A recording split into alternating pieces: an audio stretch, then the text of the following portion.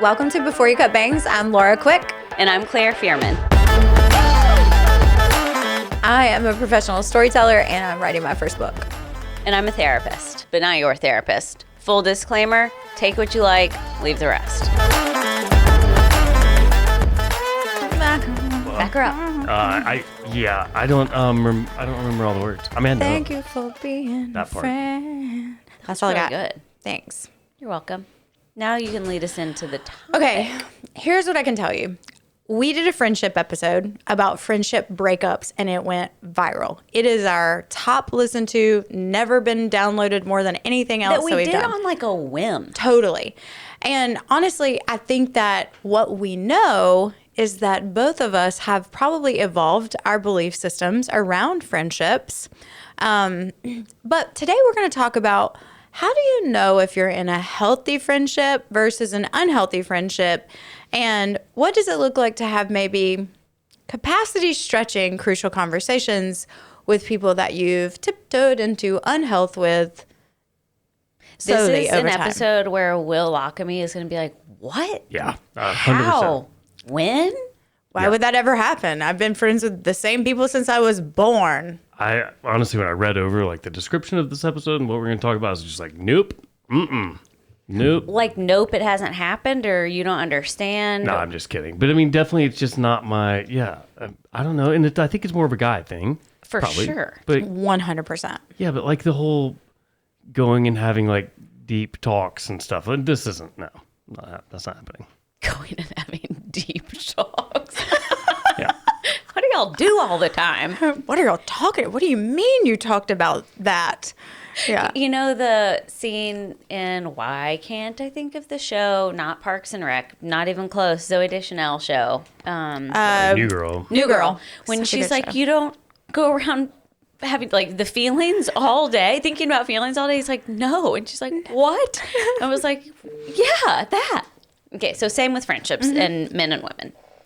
Yeah, so I think that what prompted this was we thought it was time to circle back. And also we're kind of stepping into spring.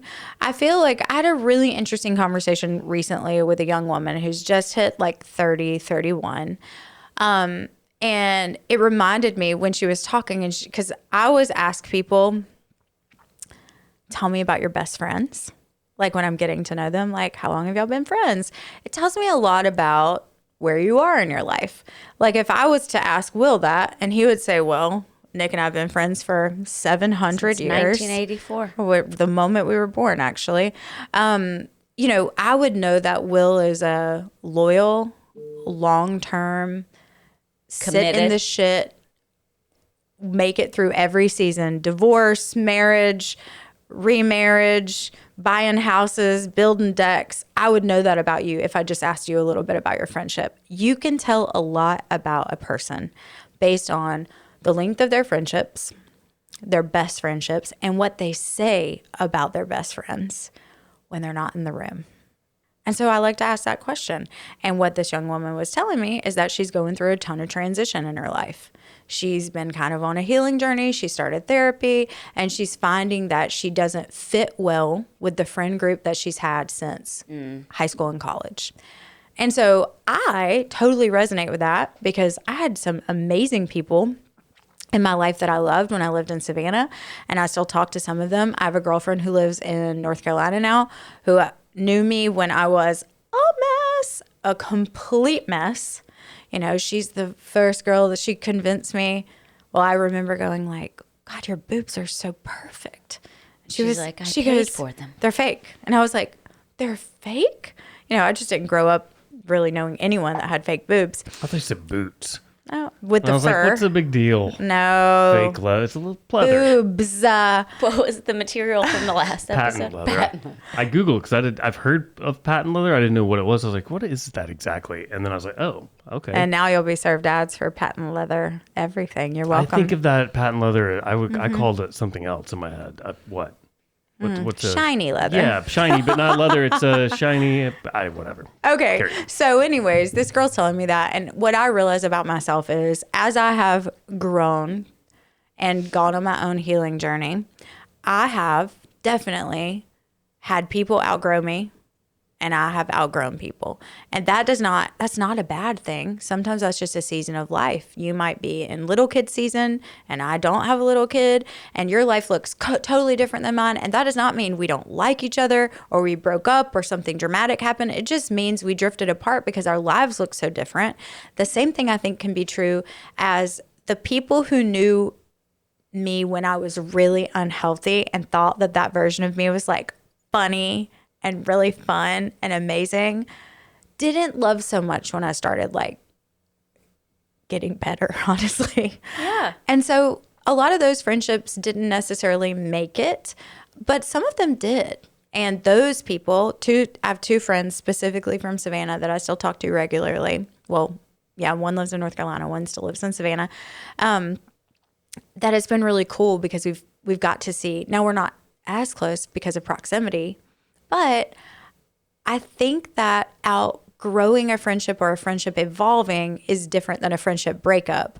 But I also think friendships that used to be really healthy can get unhealthy too. Well, how would you define healthy versus unhealthy? Well, I think healthy means it's I'm asking Will. I'm, No, just kidding. I'm what? totally Oh, kidding. God. Okay. I think that a healthy friendship is reciprocal, not meaning equal, because I think depending on when my life was blowing up, I couldn't be the same level friend to Claire that I had been in previous seasons. Reciprocal means we both know that we're bringing value to the table. Naturally. Love, Like not yes. having to force it. Yeah, That's exactly. how, that's Yeah. how I define Yeah. it. I think healthy friendship is curious. I think healthy friendship is I know you enough to call you out on your shit. Like I have studied your life enough and asked you enough questions about what matters to you that when I see you living alternatively, that I'm going to be like, hey, what the fuck are you doing? Like, what is this? I think that's healthy friendship. I think healthy friendship. So reciprocal, we know each other enough to call each other out and call each other up. I think that we're equally yoked. We don't have to see things the same way, right? But that we are moving in a similar direction in our life. And that doesn't mean we have to be politically aligned. It doesn't mean our careers have to look the same way. But those are things that I would say. Sometimes it does help. I think your closest friendships, a lot of times you do see the world the same way. But that's my idea of healthy. What's your idea of healthy? I would say for sure similar. And I'm, of course, picturing my strongest friendships, which would be you and Amanda, who's my neighbor. I talk about her all the time. We function very differently in life. Mm-hmm. I would say we're polar opposites, truly. Except for fashion. Well, we are the same size and have the same taste, so we just rotate closets. She was at my house the other day switching out our skirt collection. It's a true dream. But she has... You're talking about you and Amanda are polar opposites. In personality and traits and how we function, how we communicate. Yes. And I had a really hard question ages ago, and it was two friends, Amanda and another one at the table, and I was like, how would y'all handle this? And they gave, one was more of a feeler, and Amanda's like logical, 8 on the Enneagram, like done. And I was like, I'm going to sit with both of those and see what feels truest to me. So I think functioning in opposition is an opportunity for growth. And probably 20 years ago, I wouldn't have known that I could be best friends with somebody that was opposite of me. I think in your 20s, when you're developing, you're looking for likeness. Oh, yeah, mirror. Yeah. I want to see myself in you. I want you to see yourself in me. It's not a challenge. And it's fun and it's easy, and that should be like a fun try And you everything. like do everything with your best friends in your 20s. Everything. You're like, Everything. we're traveling, we're going to the same bars, we're going to wearing the the exact bathroom same clothes. together. Literally. We are talking on the phone while we're in the bathtub, like all the things. Yes. Yeah. And I think that there is growth in being close with people in opposition to you. And then I think that there's something to be said for ease, what Will said. You and I are in different phases. I have 2 little kids. We don't see each other every day, but I don't doubt the closeness. That's what I want. I want safety, whether we're talking that's what I look for. I want to look for safety if we're talking every day, once a month, or whatever. My 2 best friends don't even live, 2 other best friends don't even live in the state of Alabama, but I don't doubt safety and closeness. And I know that because I don't get, are you mad at me texts if we don't talk. That is disorganized attachment to me. That stresses me out. I make the assumption of trust and safety. I think that's a great point about a healthy friendship is like knowing each other enough to know we can be in totally different seasons of life, but that it doesn't matter how much time goes by. My best friend who lives in North Carolina, Megan, I haven't seen Megan in years. But I know that if I called her and was like, I need to bury a body, she'd be like, I'm on the first flight out. Like, now, obviously, we're not killing anyone. We're I was bury wondering bodies. why that's the first place Shut your up. brain went. I'm just saying, she's kind of a gangster. But, like, you can't replace that type of history. But safety can come from exactly what you're talking about. This ability to, like, I know you. And it's never, same thing with Shelly. You and Shelly are very similar in that. You're very good mothers. So you're very involved in your children's lives. And I know that the priority right now is to take care of your kids and be there for them. You want them to know my mom cares and she shows up for me. So when you're like, the kids have something, I don't ever try to talk you out of that. I'm like, no problem. Let me know if I can come. I'll try to be whatever. But like more than anything, you and I have a friendship and then you have mom life. And I respect that and know that. But if you call me and need me, I'm going to be there. So healthy friendship, I think, also looks like that. I agree with the opposition thing. I think that it is so good to find people that are different than you and have a different set of skills that you have and learn from them. Like I always say, I could categorically tell you, like each of my and I don't have a ton of best friends. I would say it's a tight, small circle. But they are way different. Like their strengths are not my strengths. And I love that. Because I kind of know which person I need to talk to if I really want them to get like amped with me versus I need somebody to calm me down. I know who to call. It's normally Claire. And she's going to be like, do you want feedback? Or are you just asking me to listen? And I love that. And then, I can call Jess and she'll be like, what are we going to do? We're blowing some shit up. We egging somebody's car. We've never egged anybody's car or blown anything up, but I know she would be down to do it. And I think that there is, and Shelly, same thing. Shelly's like, do you need to come over? I'll get the guest house prepared. What's an unhealthy friendship? As you were talking, I knew that was coming. I feel very fortunate that I haven't had those instances in a really long time, but I do know it happens, so I can't just... I can think of one particular story where I know for sure you were on an adventure with an unhealthy friend. On a trip, maybe. I'm just kidding. It was me. I was her. Just kidding. Cut that. Okay. This is what I can say. And I'll try to speak for me and experiences I've heard from other people. If I'm not going to share my whole self all the time, even in close friendships. I am learning later in my 30s that privacy, as I said in 2 episodes ago when my face was peeling off, that privacy is a virtue for me as I continue to stabilize and ground in who I am. So I don't owe anybody anything. And if I get into used car salesman mode, it is likely an unhealthy friendship. It's probably because of me.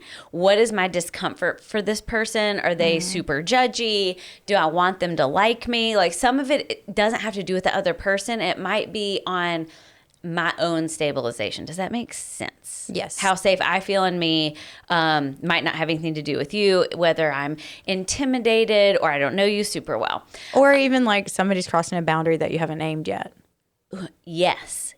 That I think a lot of times when I feel myself what is this? It's because there's a boundary that's being crossed that I haven't put up that I'm not aware enough. So going back to what is a boundary? It is, am I okay? And if I'm not okay, what do I need to be okay? Yes. So if someone's bringing this super activated version of me out, whether I'm going used car salesman or even if I'm avoiding them, I'm which just feels like the worst. So if somebody texts you and you go, ugh, I need you to know you're not in a good place with that person. If that is not the truth. I find unhealthy friendships will go along with your bullshit.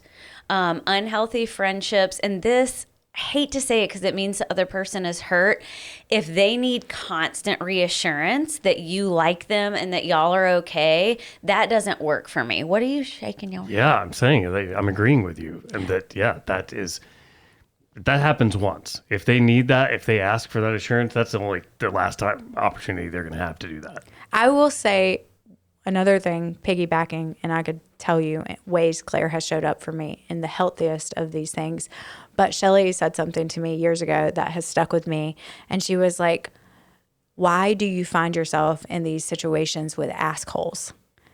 And we did a whole episode about assholes, which is funny, by the way, in case you haven't listened to it, go back and check it out. But that idea that it isn't reciprocal if someone is always asking you for something. If you are the person who is constantly fulfilling needs, and a relationship is, I'm not saying someone can't go through a bad season and need more from you than they're able to show up and give. That is relationship. That is normal. It is seasonal.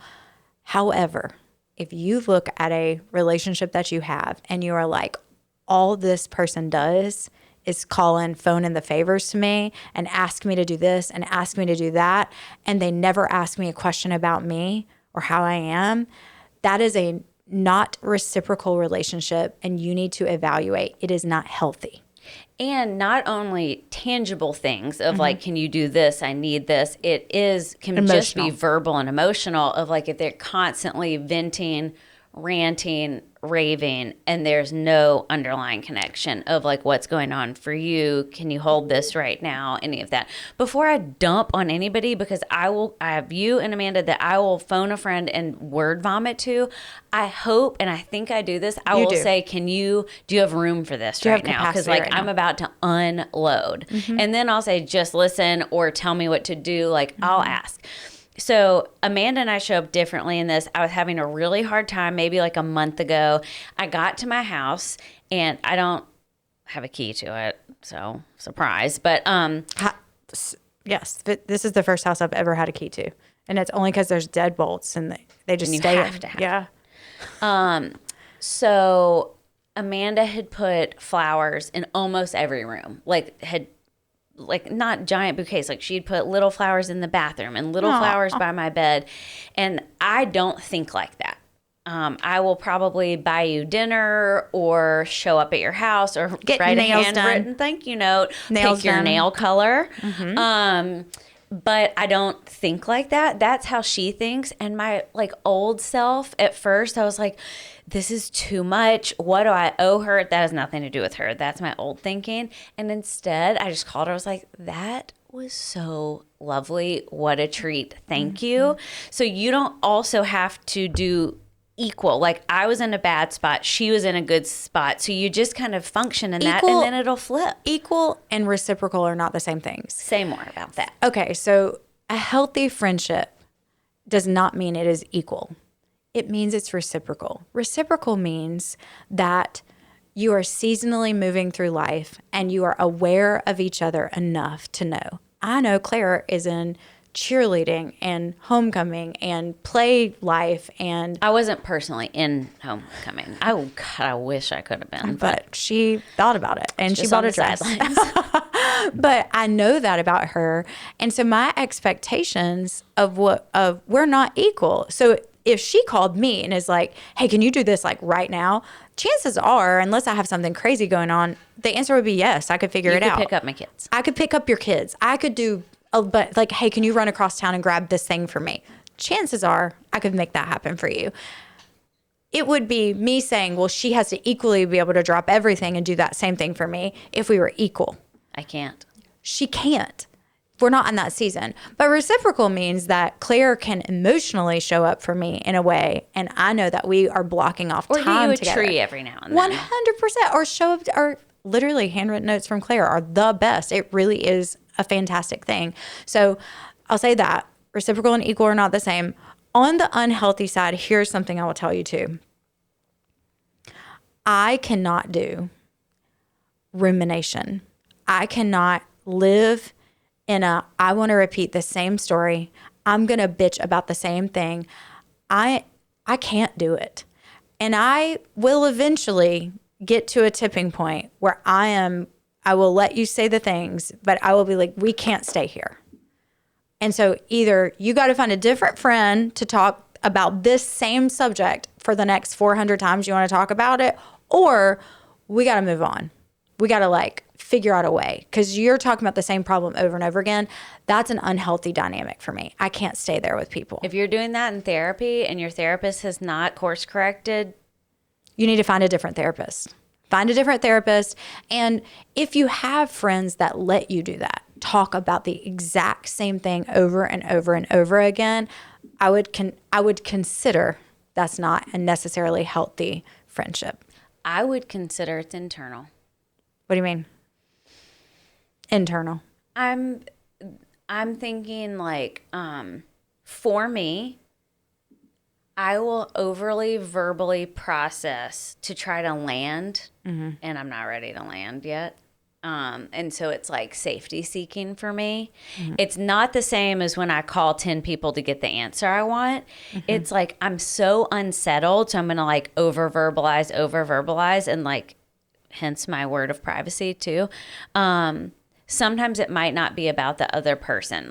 I know in the past 2 years, I've probably said the same thing 250 times to Amanda, and her tolerance of me has been a gift. But then I had to go back to therapy, and to my therapist, I'm like, I can't stop talking about this thing, but I think it's something else. Help me get to the something else. And we got to the something else. Does that make sense? I actually needed someone to sit with me in my garbage until I had the light bulb of oh, that's wait. Good. And again, I'm not saying you're in an unhealthy. I would tell you that would be unhealthy for me. If I had a friend who let me ruminate on the same thing without being like, hey, you need to sort this out in therapy. It is coming up every freaking time we talk. Or I'm with you. That's me. So maybe it is, you might need those people who can sit with you in it. Okay, tell me this. If we have listeners right now who they just checked a box on a relationship that they have on all those things we just said are unhealthy, what is different now? What would you say is different now than when we did the friendship breakup? So I think when we talked about breaking up with friends, we talked about the awkwardness of having that conversation, or how you just ghost them. There's tons of ways. But what is your take on that now? So you find yourself in this unhealthy place with a friend, long-term friend, short-term friend, it doesn't matter. What advice are you giving them if they come, they're sitting in front of you and they're like, what should I do? Give me more context. What should I do about what? The unhealthy dynamic. I'm in an unhealthy friendship. I thought you meant the two. No. I'm sorry. I'm in Misunderstood. an unhealthy dynamic. How do I get out of this? What are we telling them to break up with them? What are we saying? What's different about friendship breakups versus this? What are we saying? So I think I'm sticking by my tier 1, 2, and 3 definitions that I did in the friendship episode. Tier 1 and 2, for sure, if you're in an unhealthy dynamic or something doesn't feel right, it is a gift to have that conversation with that person. It will deepen the friendship.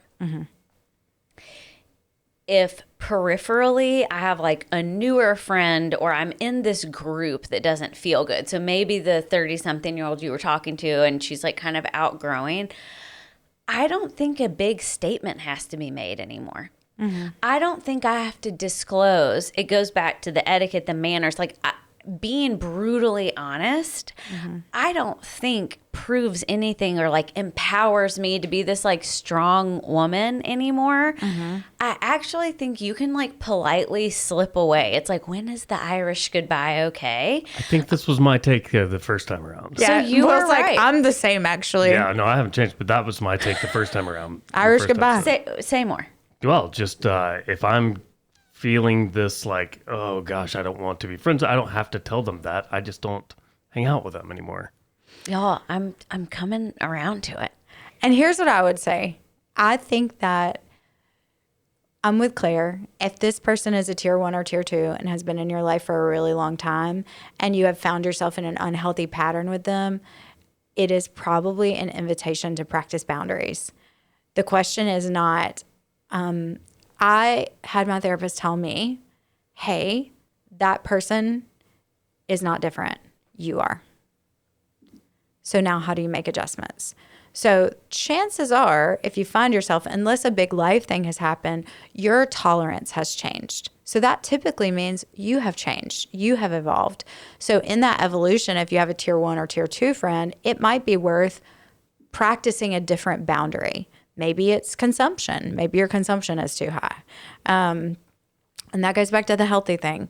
Remember, I did say this in the first one. I'm going to say it again. It's worth repeating. You're the sum of the 5 people you're spending the most time with. It is without exception true. Whatever you are consuming in people, in content, and whatever, you're becoming like those things. So the same thing goes for if you are in an unhealthy dynamic over and over and over, and your exposure is really high, then guess what? You're going to eventually succumb to that. You're going to become more like these things. So I think tier 1, tier 2, it's an invitation to practice a boundary. And boundaries do not always need to be communicated to the person you're practicing with, right? We don't have to tell them like, I need to shore up this boundary with you. Like that's can be harsh and unnecessary. If it is a tier 3 and you're an unhealthy dynamic, I think we can Irish goodbye. Look at us. Look at this profound growth. Irish goodbye. I think we can I'm not saying block them. I'm not saying any of that. I think a slow fade is totally okay. Tier schmear for me. It didn't matter what tier you're on. Yeah, it's the Irish. I'm not having the talk. It's the Irish goodbye every time. That's surprising, Will. That's you're unwilling to have a talk? What? Sure. I'm kidding. I know. Duh. Heck yeah. I have 2 more things. Okay. Let's hear it. If your relationships are based in gossip and negativity, it's not a tier 1 relationship. It is pseudo bonding. We feel good when we talk. I say good very loosely here.